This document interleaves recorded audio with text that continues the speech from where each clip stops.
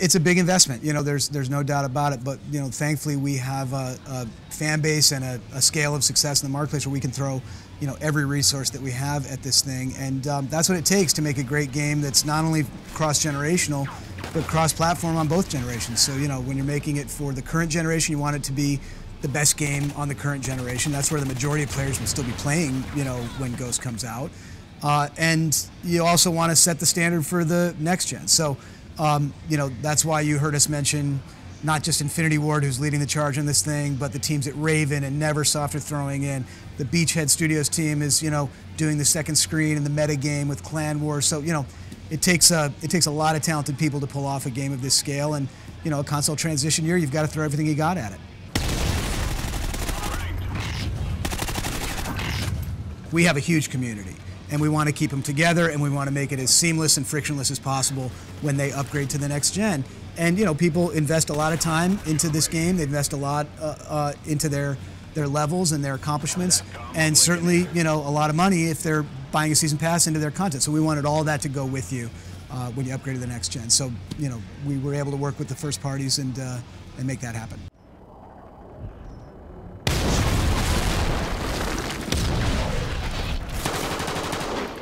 Yeah, we anticipated that pre-orders, might be affected by the console transition, because that's what we've seen in years past when there's been a console transition. And the fact is, there's just a lot more uncertainty when people don't know what platform they're going to be playing on, if and when they're going to upgrade, what platform their friends are going to be playing on. So those things all create hesitation, as opposed to last year, Black Ops 2 was selling into a very stable, very mature, ecosystem of consoles where people already knew what platform they had, they knew what platform their friends played on. There was no, uncertainty or mystery. So this year, I think, things need to come into focus. People need to decide if they're going to upgrade, which system they're going to upgrade to, and that might have an impact on our pre-orders. But I have seen quite a bit of analysis, both internally and externally, from people like Cowen and company. I think released a report that Ghost is still the most pre-ordered game and on top of the heap, and relative to the marketplace, that's all we can ask for.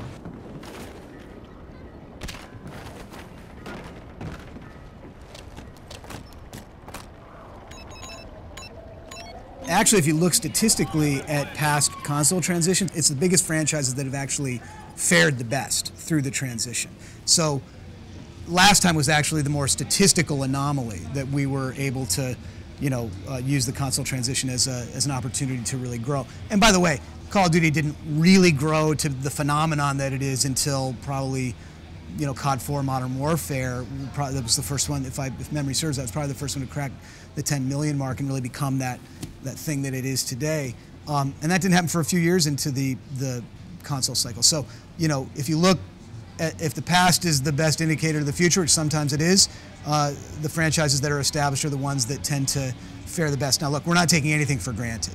I don't care about that statistical analysis. What I care about is that what works for us year in and year out is making a great game and providing our fans with an awesome experience with the right balance between making the game that everyone knows and loves, but that has a lot of new ideas and a lot of fresh thinking in it, so that you want to come and experience it and play it. So I think that's what we've delivered in Ghosts, certainly what we delivered the past few years, and that's why I think the franchise has been able to continue to grow, even though it's already, sort of at an unprecedented size compared to the rest of the industry.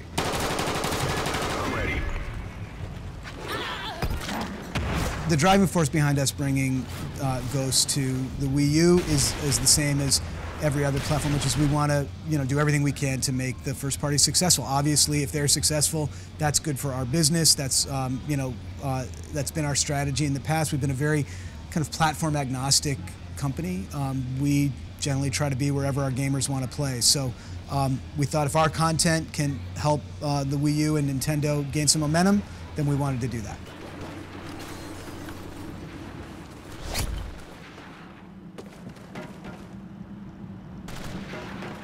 It is a new engine. I think every engine that's building on, an existing platform has some legacy code somewhere in it, and this one's no different.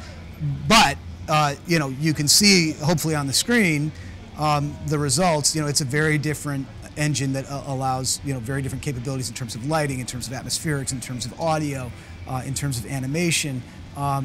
These are all things that are being kind of fueled by the approach that Infinity Ward took to the new engine. And, the console transition, new hardware, it was the right time for us to invest in that and, to take the game to another level. The team that I'm working with today is one of the most creative and talented developers that I've encountered, and one of the most talented creative groups, period, that I've encountered.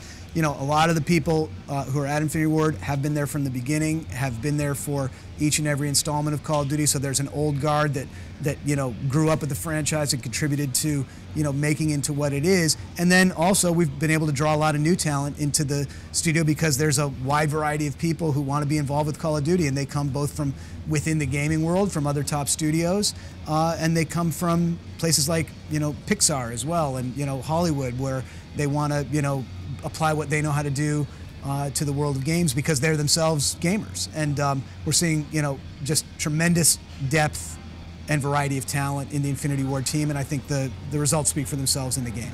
Friendly SATCOM active. I think the important thing, when you look at the kind of thing that David Vonderhaar went through, it's just unacceptable in every way. And I love the passion and the engagement and the feedback that we get from our fans. But people need to keep it in perspective. This is a piece of entertainment. This is a game. And guys like David and the team at Treyarch, they kill themselves each and every day to deliver a great piece of entertainment for people. And not everyone's going to like every decision they make. Not everyone's going to like every take. But give us that feedback. But I think we also need to keep things in perspective. Whenever there's something that 40 million people do, unfortunately, some people are going to take things too far. Call of Duty Ghosts is going to be coming out across all the platforms on November 5th.